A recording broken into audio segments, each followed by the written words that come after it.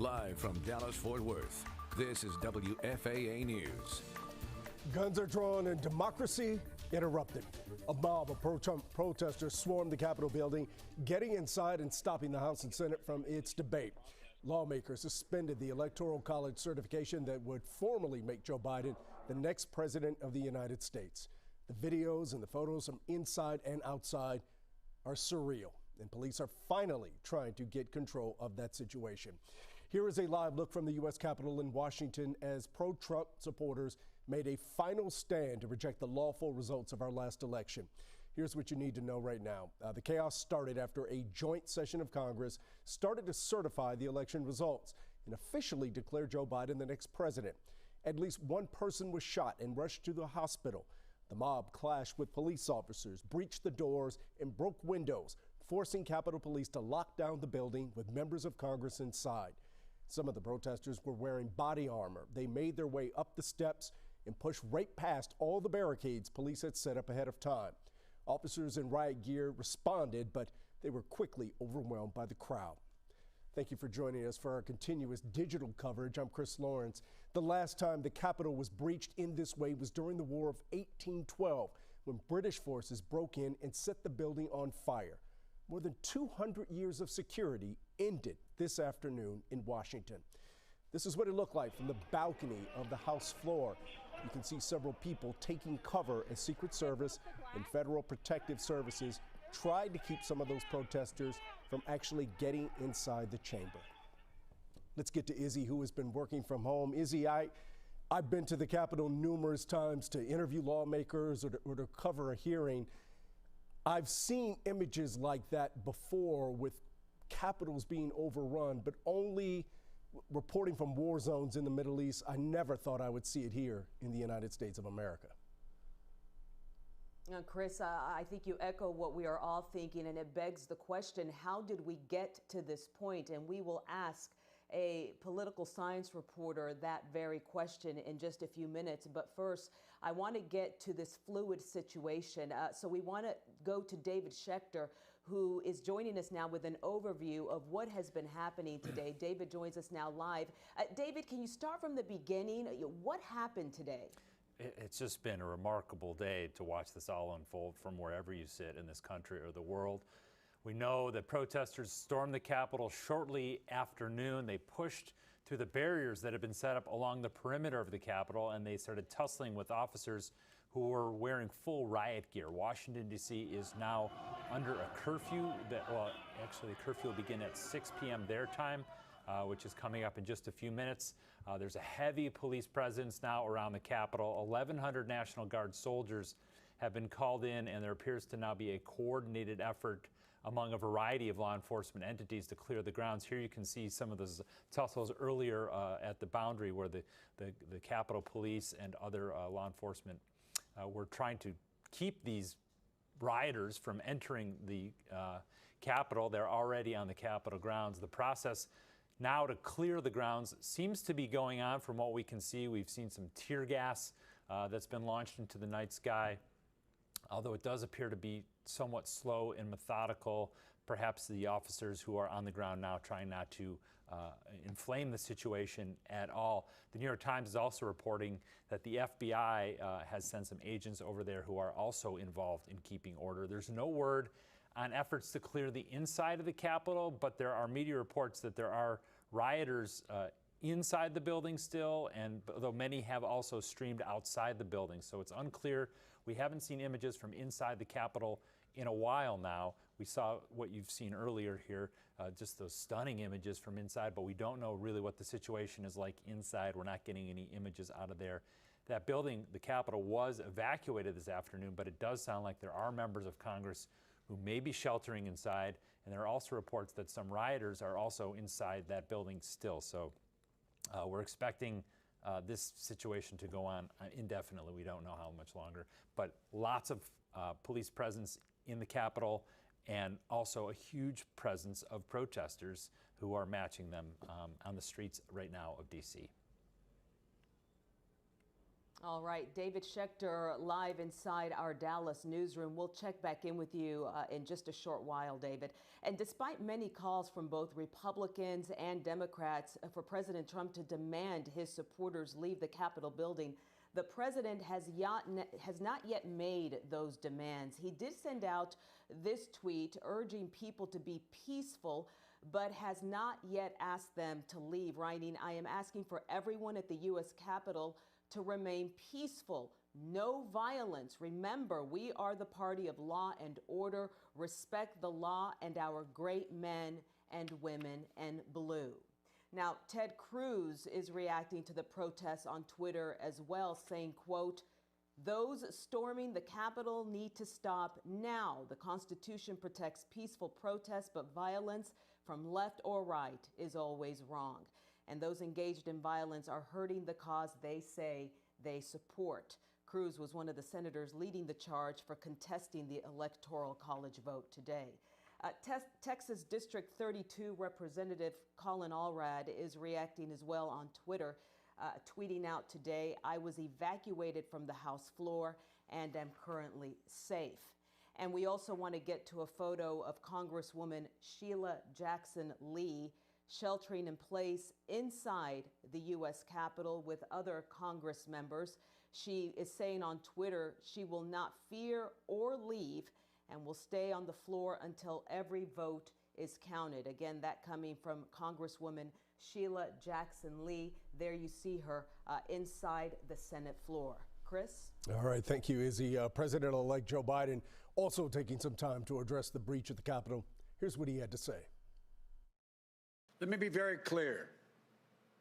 The scenes of chaos at the Capitol do not reflect a true America, do not represent who we are. What we're seeing are a small number of extremists dedicated to lawlessness. This is not dissent. It's disorder. It's chaos. It borders on sedition. And it must end now. Now, President-elect Biden also encouraged President Trump to go on national television and encourage those protesters to leave. So far, he has not made a live address, but as we did mention earlier, he is asking them to be peaceful. Izzy? Yeah, Chris, we want to talk now to TCU political science professor Dr. James Riddlesberger for a little more perspective on what's happening here. Dr. Riddlesberger, we've got protesters storming the U.S. Capitol and the Senate floor. How did we get to this point in our nation? Well, it's just a horrifying scene, of course, and that's something that I think all of us agree is something that we would never have dreamed it would have come to. But what has happened here is that we have had President Trump actually openly questioning the outcome of the election and doing so in a way that actually has stirred some extremists, not his intent to stir them up, but has stirred some of the extremists who attended his rally to become mobs and looters. Dr. Riddlesberger, so you mentioned the president. We heard from him today, both before the breach happened and a short while ago. What are your thoughts about his message to these protesters, asking them to be peaceful, but not making the demands they leave? Well, you know, when a situation gets out of hand like this, then it calls for very strong and unified leadership with all people making exactly the same message. And here we've had a failure in the Trump administration to have a firm and unified message that violence is not acceptable, that breaching the United States Capitol, to breaking public property is just something that is not a legitimate form of political protest. And President Trump has not been nearly strong enough in making that kind of a statement. How do you believe we put out this political fire in our country? Well, politics is an art, and as our great Speaker of the House from Texas used to say, politics is the art of disagreeing without being disagreeable. We have to be able to disagree and we have to be able to channel our passions and our deep feelings about what government should and should not be doing. But we have to do that in a way that respects the people with whom we disagree. That was what was going on the floor of the Senate and the House as the breach took place this afternoon. There was enough conflict there, but it was conflict in a manner prescribed by law, and that's the way that we have to go about resolving differences. We know now that the Democrats have won the U.S. Senate. Some people might think that the Democrats will perhaps further a left-wing agenda. Do you think that's the case here, or will we see more moderation moving forward? Well, I mean, the Democrats have a majority only with the vice president casting a vote to break the tie. But remember, there are still a number of very moderate and even slightly conservative Democrats serving in the Senate. So there will not be a rubber stamp for any kind of a liberal agenda. What I am hoping moving forward is that this will force senators to engage with each other across the aisle and begin to get into the process of actually hammering out differences between them. Again, going back to Sam Rayburn, and I think this is an appropriate time to talk about him as a great Texan in Congress. He said we're in the carpentry business here, and we need to be working together to build something that can be good for every American. I ask you what the message should be from President Trump to protesters. What should be the tone from President-elect Joe Biden right now? Well, I think he already gave a very forceful statement, and his statement was that this is not America. This is not the way we proceed. And what we've heard from him is very much like what we have heard from other presidents, both Democrats and Republicans, in time of crisis within the United States. It's President Trump that is a little bit unusual in that regard. And of course, that is part of the reason that his supporters are so passionate in their support of him. My last question to you as we wrap, Dr. Riddlesberger, there's been so much rhetoric about a fraud election. How do we begin to restore belief in our democracy? Well, I think that's something that we have to work on moving forward. I do think that discussions about how elections are conducted should be held in every state, and that we ought to be making decisions at the state level and at the local level in publicizing the way in which votes can be cast and the way that they are counted, so that a larger percentage of Americans understand the process and therefore are not likely to be as susceptible to the kinds of conspiracy theories that have been promoted on some internet sites over the last months. TCU political science reporter, Professor Dr. James Riddlesberger, we thank you for your time today and your insights. Always happy to be here.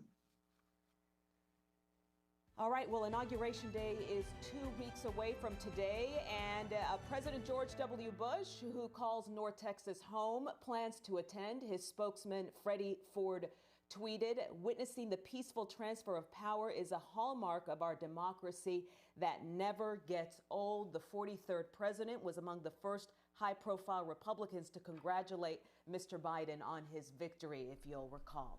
Chris, back to you. All right, Izzy, all this is happening as the final votes are being counted right now in Georgia.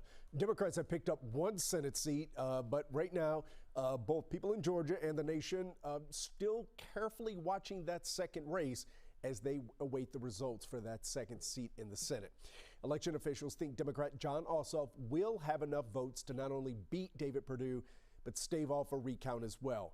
The Associated Press has already declared Reverend Raphael Warnock the winner in his race against Republican incumbent Kelly Loeffler, making him the first black senator from Georgia. ABC's Zoreen Shah is in Atlanta with the latest. It's a major political shakeup in the state of Georgia and now possibly the U.S. Senate.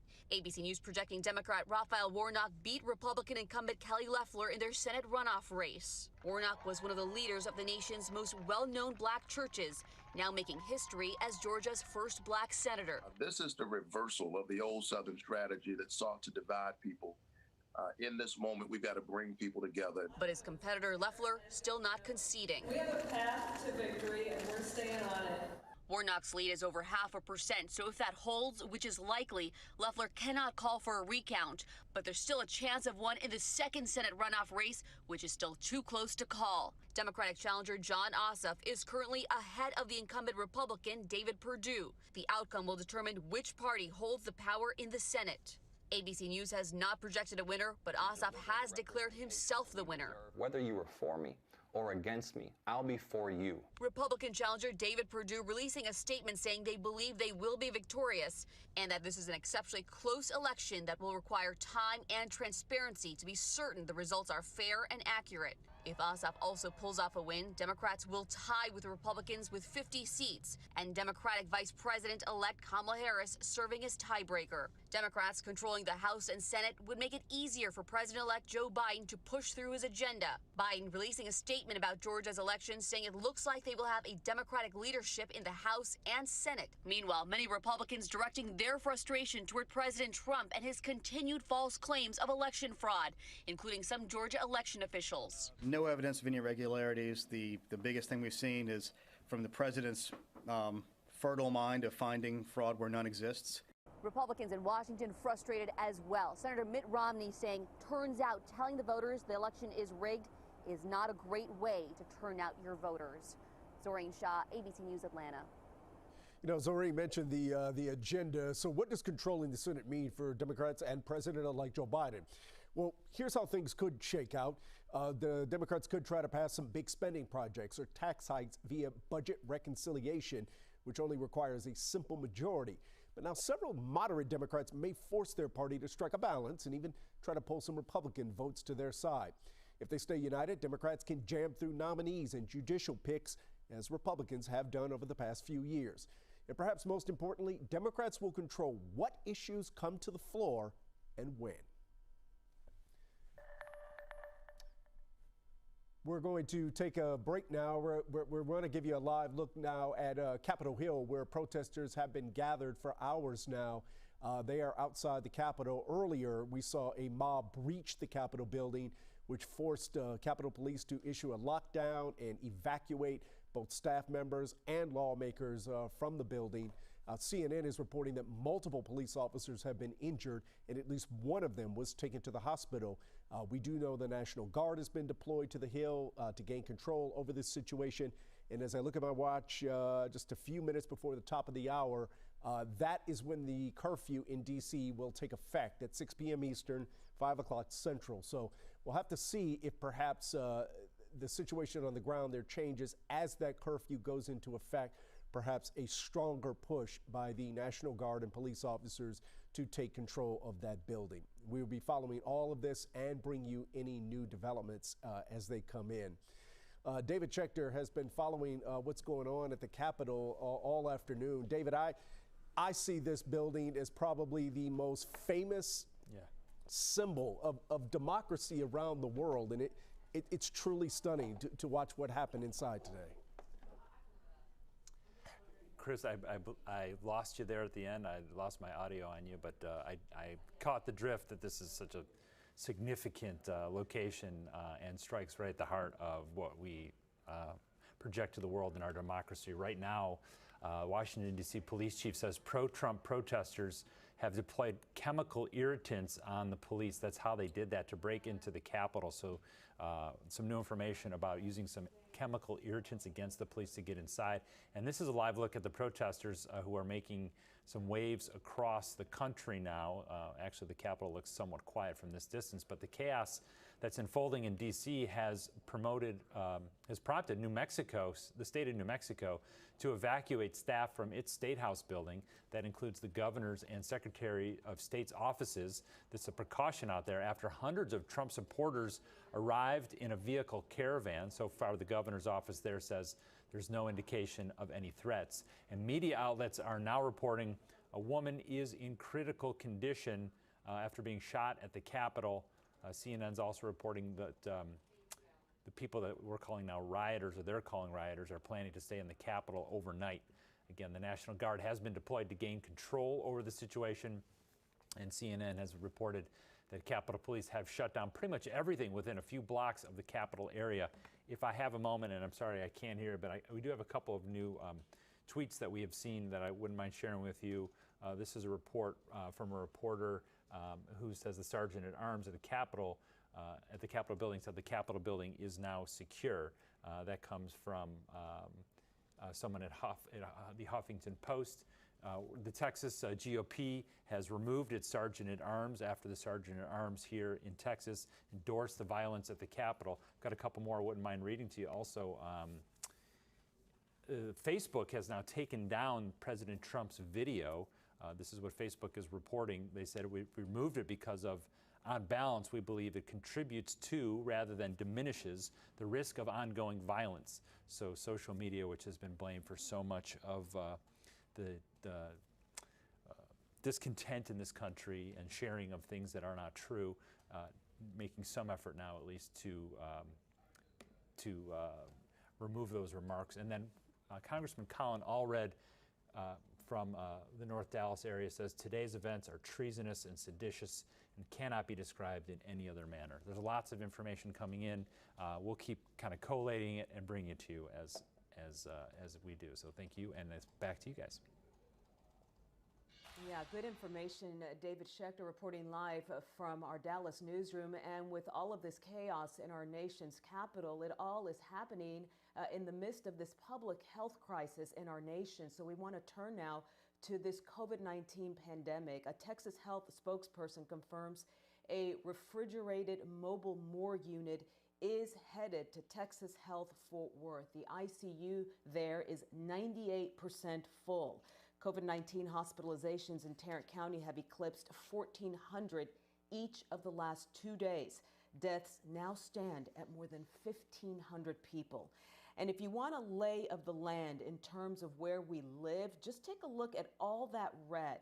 Those are the regions that have had to roll back their reopenings because COVID patients are taking up more than 15% of hospital beds right now, 84% of all Texans in areas that are rolled back.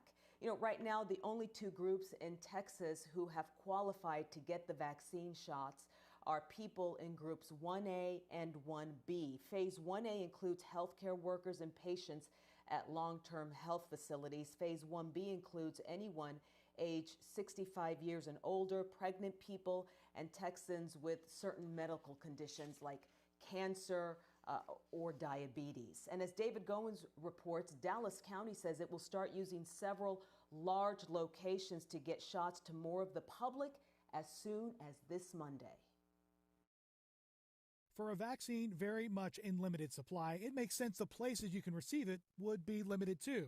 But what doesn't make sense for many in Dallas is this state map plotting COVID-19 vaccine providers. A lot of resources going up north and not enough coming down south. Frustration Dallas ISD trustee Maxie Johnson shared on social media, saying on the distribution of vaccine, quote, none in the black and brown communities.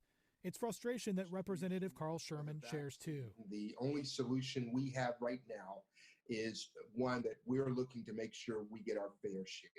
The Lancaster state legislator says he wants answers from the state on the lack of vaccine access in communities disproportionately impacted by COVID-19. Just as Dallas County prepares to open its first large-scale vaccine clinic. Those maps are not showing you where we're putting our locations. Ellis Davis Fieldhouse in Oak Cliff and Dallas College's Eastfield campus in Mesquite will be the first two locations offering vaccine to the 1A and 1B population starting Monday. Dallas County Judge Clay Jenkins Wednesday said both sites, which already are COVID-19 testing sites, will also be operated by Parkland Hospital. It will be a drive-through, stay in your vehicle by appointment only type of setup, which Jenkins hopes avoids the images we've seen in Tarrant County in the last week of medically vulnerable Texans standing in hours-long vaccine lines. And he also hopes it helps provide access to the vaccine in communities hardest hit by COVID-19. And that also spreads it out into the communities where there aren't as many places to get a shot right now. In Dallas, I'm David Goins. Right now, we're stuck in the worst of the pandemic and still a couple weeks away from seeing the full effect of all those people getting together over the holidays. Pharmacies across Texas could use your help. More manpower is needed at the drugstores. The job does not require a college degree, but you do have to do some training and some classwork, either in person or online. Then you pass a test from either the Pharmacy Technician Certification Board or the National Health Career Association. CVS right now has about 2,800 jobs open across Texas, from store associate to roles behind the drug counter. Walgreens pharmacy has another 1,200 jobs available. Some of the store pharmacies like H-E-B and Walmart, well, they're hiring as well. One last thing, for a list of providers who have the vaccine in North Texas, just text the word vaccine to 214-977-6028. I just want to remind you, not every provider will have vaccines available in this latest phase. All that depends on the person's eligibility and the provider's supply. Well, with so much happening around the world, both what we've been seeing in Washington and obviously still dealing with this awful pandemic, you know, Kalee, I think sometimes, you know, the weather is that little bit of familiar that kind of says, you know, there's something normal about our life. Yeah, and we have some weather to talk about today. I mean, most of the rain, Chris, has moved off to the east. Now, if we're talking about conditions, they're still going to be cloudy. We're still going to have an isolated shower here and there. But if we look at our satellite and radar, most of the heavy rainfall now, and even a few embedded thunderstorms, are staying well off to the east. Gilmer, Clarksville, south toward Jacksonville, over to the Louisiana-Texas state line. That's where all of that activity is going to stay moving forward. Now, if you look here, you start to see a little bit more cloud cover coming in from the northwest. We're going to see some wraparound moisture as the storm system moves out. So it's going to keep the chance of a few isolated showers around for locations north and east of Dallas through the overnight hours and into early Thursday morning. Now, Thursday, we're going to be dry. We're going to kick the rain on out of here, but we are going to see the cloud cover stick around. Now, I'm not saying that sun's not going to peek through here and there, kind of like today, but the clouds are mainly going to win out as we go into the day Thursday. Thursday is going to be cloudy. Then as we go into Friday, we start to see those clouds clear, and we're going to have mostly sunny conditions as we go into the end of the week. Along with the rainfall, we're seeing cooler air move in. Spots that have dealt with the rain for most of the day in the northeast edge of the state. We're talking from McKinney northeast. That has been in the 40s really all day, but some locations from Dallas south warmed up into the mid to upper 50s near 60 degrees. Now we're starting to see that drop. 48 in Fort Worth, 50 in Dallas, 45 in Denton, 50 in McKinney. And we are going to see those temperatures fall moving forward because now behind the front, you see the wind switched out of the northwest. That's what's going to bring in the cool air. Also, what you're noticing already across DFW is the wind gusts. I mean, boy, they've picked up behind that front. And we have peak wind gusts 30 miles per hour in Fort Worth, 38 in Dallas right now, 26 in Waxahachie, 20 in Decatur, 25 in Meridian. Out ahead of it, it's calm, but once that front arrives, those of you in East Texas, you're going to also see those winds increase. So if we look at the wind forecast for the rest of the day today going into the overnight hours, you can see wind gusts 35 to even 40 miles per hour. So it's going to make temperatures feel much cooler out there. So it's going, if it's 48 degrees in Fort Worth, it's going to feel more like the 40-degree mark or the low 40s. Tonight, temperatures are going to drop to the upper 30s to lower 40s, depending on where you are. That's actually going to feel more like the upper 20s to lower 30s because of those strong winds. And that's going to really last, guys, all the way through Thursday. We're going to deal with this strong wind, and that's going to really make it feel much colder than the air temperature as we go into the day Thursday, which is 50. The warmest we're going to get is 50, but remember with the winds, probably going to feel more like the low 40s. So that's what you're going to want to dress for as you go through the day on Thursday. Friday, very similar setup. Winds are still going to be pretty breezy. 51 degrees Friday. Starts to calm a little bit as we go into the weekend, but look at those weekend temperatures. Ooh, we are going to struggle both Saturday and Sunday to get out of the 40s. Same thing as we go into Monday. I have our high temperature about 7 degrees below normal at 48 degrees. We're also watching a storm system as we go into the weekend. You've probably seen some pictures on social media. We've been talking about it on and off throughout the week. I'm going to do kind of a breakdown here so you can see what we're looking at. Still several days out. We are going to see changes. This forecast is going to change several times several times. So we just want to keep you up to date with what we're seeing, and you can ride this journey with us. So what we know is the storm's going to enter the panhandle of Texas Saturday night into Sunday. It's going to make its way through the state of Texas. Now, we could see some winter weather in some locations. The current track with this storm, and the track makes a huge difference on who sees winter weather or who doesn't, brings a rain-snow mix to spots really near Abilene and to the west, and then into central Texas. We still have a lot of questions because every model has a different track. So the track, still we have to line up where that's going to go.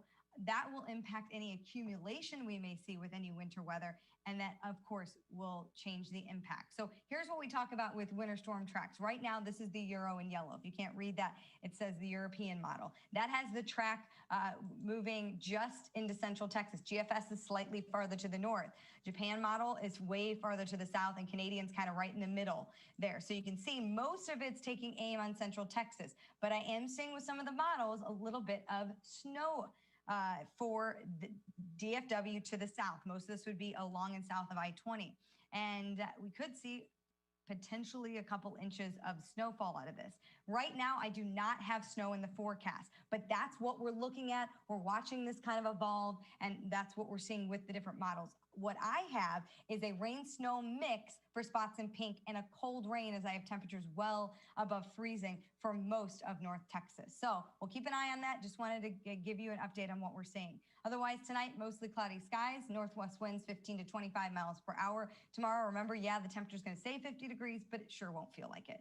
Here's a look at the 10-day forecast. Once we get past the uncertainty of the weekend, we are going to see those temperatures warm back up next week. Much better, mid to upper 50s to the lower 60s. Cynthia?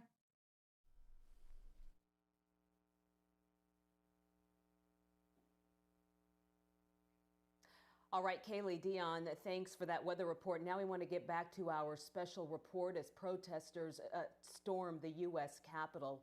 Thanks for joining us for our digital coverage. I'm Cynthia Izaguirre. I want to get to a public safety expert right now. Dr. Theron Bowman is a former Arlington police chief and deputy city manager. As a consultant, he's currently working with cities across the United States about public safety and police practices. Dr. Bowman, thanks for being here. I want to get to the latest news that the U.S. Capitol building is now secure. What will we see happening over the next several hours there at the U.S. Capitol? Sure, yes. I think we'll see the Metropolitan Police and other federal partners start to move the protesters out of the park area, out of the streets, and really try and enforce the 6 p.m. Eastern Time curfew that's been enacted. So we'll see lots of crowd movement over the next several hours, and an attempt to better secure the Capitol building and the buildings around the Capitol as well. You know, this is just in as well that protesters used chemical irritants against police to infiltrate the Capitol and the Senate floor. How does this happen? Well, obviously, what we saw today was pathetic. So far, it represents a failure, either by the ones who are responsible for planning the response to the protest, for planning the security to the protest, or either a failure in the implementation of that plan. Either way it goes, what we saw today should not have happened. Let's talk about crowd dynamics. When you talk about what we have all been watching play out today, what are you seeing different or similar about the protests today versus the protests over the summer? Well, we've heard a lot today, terms like we've never seen this before. This is new and unusual for the United States. I tell you, so what we saw today was different in a lot of ways and similar in a lot of ways. One, the similarities include large crowd. I think in many ways the crowd activities were predictable. And so there was an opportunity for the police and the planners to do the intel, to understand who the players and actors would be, and to pre-position resources appropriately to be able to respond and to secure the Capitol building and the facilities. But what we saw, what was different, was the crowd today appeared to be very homogenous. Crowds over the summer were much more diverse. The summer crowds tended to have a lawful intent and had a lawful purpose and wanted a lawful democratic constitutional outcome. I think the crowd today, in addition to being homogenous, they were really bent on illegal activities, wanting to produce an illegal outcome in a very unconstitutional way. So similarities and differences both at the same time. And I tell you in one word, pretty pathetic. You talk about the failures in the preparation today. What specific precautions do you believe were not taken beforehand for a breach like this to happen? Well, anytime there is a large gathering of this nature, we expect the police and the planners to do some intelligence work to understand who's going to be in the crowd, to look at social media, to look at other intelligence resources to understand the crowd size, the elements within the crowd, any chatter that indicates their intent, whether it's violent or nonviolent, and to prepare the resources needed to make sure that the police could keep the area safe. Now, I haven't seen the plan, so I'm not privy to whether or not these elements were considered for this Washington, D.C. rally today. And so I don't know if what we saw represents a failure of the plan, a failure to plan, or a failure within the implementation of the plan. But either way, citizens and community members should expect to be able to go to Washington, D.C. or Louisville, Kentucky, or anywhere in the country and protest peacefully and do so without seeing the kind of violence and activities that we saw today in our nation's capital. You know, President Trump calls himself the law and order president. These supporters at the Capitol today, they're defying law and order. What are the protocols for law enforcement in a situation like this? Well, it's very, very difficult for law enforcement. The men and women out there on the line, they typically are greatly outnumbered by the people in the crowd. And so we very heavily depend on people to voluntarily comply with the law. That keeps us safe in law enforcement, and that helps to keep the protesters safe as well. In the absence of that agreement by the members of the public to protest lawfully, that invokes the need for the police to use force. And I tell you, the less lawful the crowd becomes, the greater the need for police to use force. Tear gas, make arrests, use their force tactics in order to bring peace and to bring the situation under control. As an expert in public safety, what is the most concerning thing you saw play out today? I think normally the police are able to know and identify the leaders of the protest. They're able to negotiate with those who are in charge.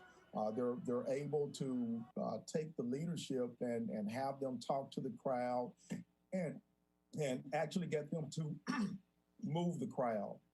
What we saw today, the leadership tended to be associated with the political leadership in the country. And so that handcuffed the police ability to use that element to negotiate with and to move the crowd without having to invoke physical force. So today's situation was much different because the leadership was much different and much more difficult to actually use them as an element to help control the crowd.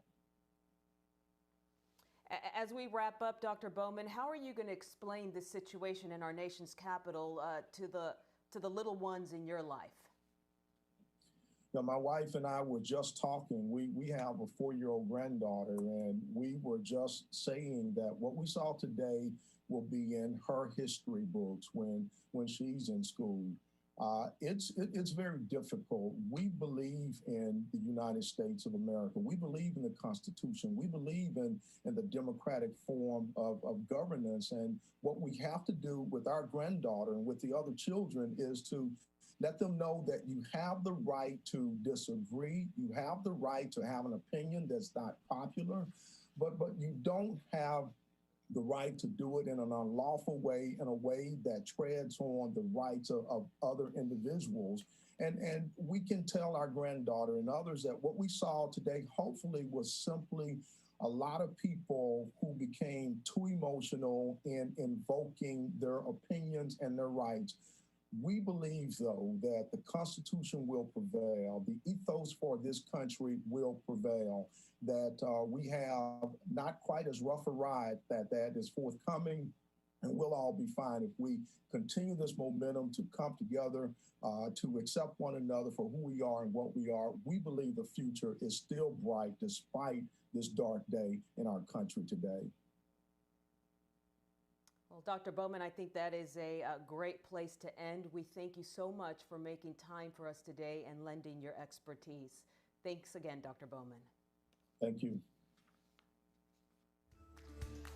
You know, there is so much disheartening news today, but I'd really like to take the time to do something that we do every Wednesday, and that is to help foster children, because despite what's happening in our world, there are still little boys and girls out there who need a home. Little boys like 10-year-old Javante, who wants nothing more than to be loved and held by parents. And my prayer is that when you see how sweet and tender this little boy is, there will be a line of you waiting to adopt Javante. Here's our Wednesday's Child Report. A shot at a family. It's the only thing Javante is asking for this new year. My mom and dad. They're like I'm rocking. Javante says he'll be a good child, one who listens, and one who will make his parents proud. He's just a very sweet kid. His smile brightens up everyone's day. He just needs someone that's very patient with him and is willing to work with him. On the autism spectrum, Javante has been in foster care 3 years. He was abused and neglected, often showing up to school without a bath. I was dirty, I didn't take a shower, and kids started making fun of me. When kids tease him, it just makes him feel sad. Portia Young has been Javante's caseworker for 2 years. They have a bond. He opens up to her, and she listens. He's taught me how to draw Dragon Ball Z characters. He's taught me a lot about dinosaurs and bones and fossils. And he's shown me a lot of love and just loyalty. That's right. Javante likes to draw. And when he pictures a family in his head, he pictures this. I draw a house, a mom and a dad, and me. And if he could draw the perfect scenario of how parents treat him, it would show these 3 things. Love me, feed me, and keep me clean. I just hope that he finds his forever family, a mom and a dad that would love him. He would have a strong father figure that would guide him in life, but also have that nurturing mother who will help keep him calm and give him a hug after a long day at school. No child should be 10 years old and asking for the chance to be someone's son. But here we are, and Javante only wants to hear these words from a parent. I love you, and you matter. Oh, Javante, you matter so much. If you're interested in adopting Javante, please contact Laquina Warren with Child Protective Services. You can find her direct number and email on WFAA.com/WednesdaysChild, or just take a picture of this graphic. Chris?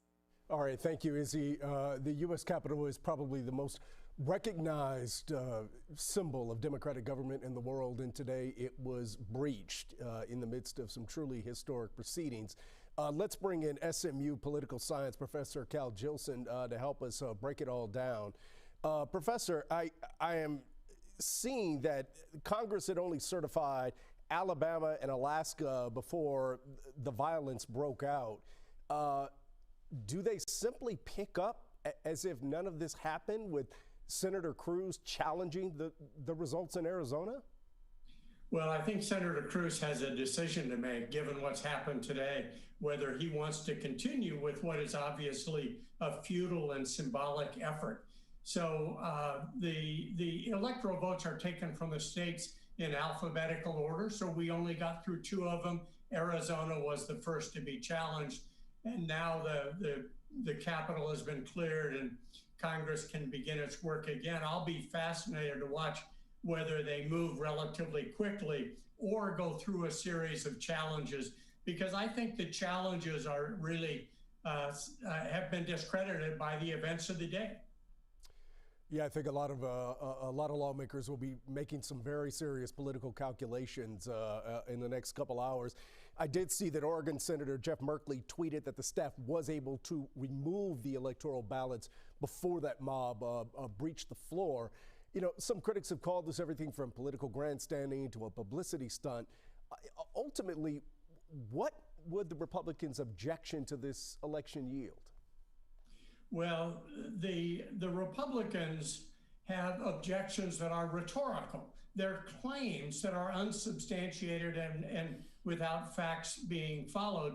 So we've had 60 courts hear Republican complaints about the election in various states and say, we hear what you're saying, now show us the evidence that this has happened. And they haven't been able to do that. Those cases have been rejected. The Attorney General has said, the Republican Attorney General has said that he doesn't see evidence of substantial corruption. And so today was going to be just another sort of rhetorical grandstanding support for President Trump by people like Ted Cruz, who are trying to position themselves as Trump's next generation. And so I'll be interested to see what happens. But this is going to end, I think, tonight. And Joe Biden is going to be inaugurated on January 20th. And the question is, at that point, what's going to be left to the Republican Party? Because the party was divided going into today between McConnell, the leader of the Republicans in the Senate, who wanted things to proceed smoothly, Cruz and others who wanted to make their complaints. And now you've got a lot of Americans looking at their Capitol having been breached and saying, this is not what I signed up for. So if we were to have another election before long, if Republicans think they had trouble in the suburbs in 2020, it would be magnified going forward, because this makes people very nervous that the U.S. government is that of a banana republic, almost completely dysfunctional. And you know, to that point, Professor, do you think there is a calculation going on right now as Republicans look at the results coming out of Georgia, in which, a stunning result in which, Democrats have already flipped one Senate seat and look very likely to flip both of those seats to the Democratic side, just a historic shift so very quickly. Are Republicans looking at that and sort of doing some political calculations about how this is playing to voters? Yeah, some of them are, but some of them going into today, including Ted Cruz, were not.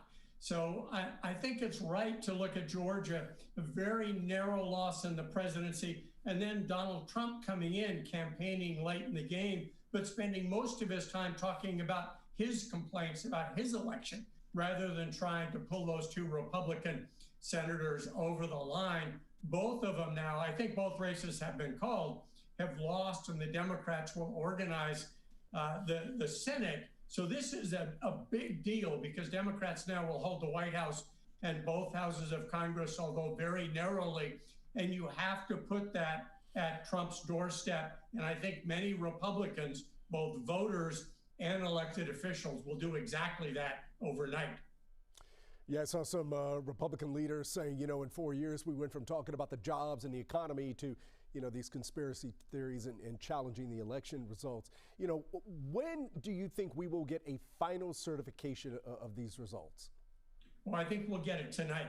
I think that the certification is supposed to be done on the 6th by law.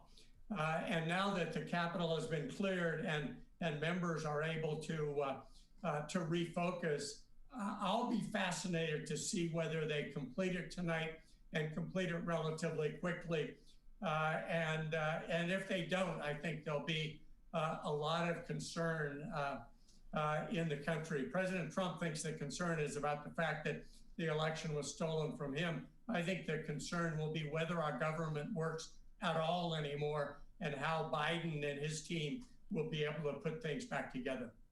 All right, SMU political science professor Kalee Dionne, we thank you for providing a little bit of context to all that we've seen throughout this afternoon and what we may continue to see throughout the evening. Thank you. We also want to thank you for sticking with us through our digital coverage here of some truly unprecedented events happening in Washington, D.C. As we take a live look now, it is dark now over the U.S. Capitol there, but it is still shining brightly. The curfew there in Washington went into effect about 30 minutes ago, and that was the time at which we expected to see some of the National Guard troops and Capitol Police officers start to move that crowd away, which is now happening. It's going to do it for us. We hope you rejoin us back here for News 8 at 6.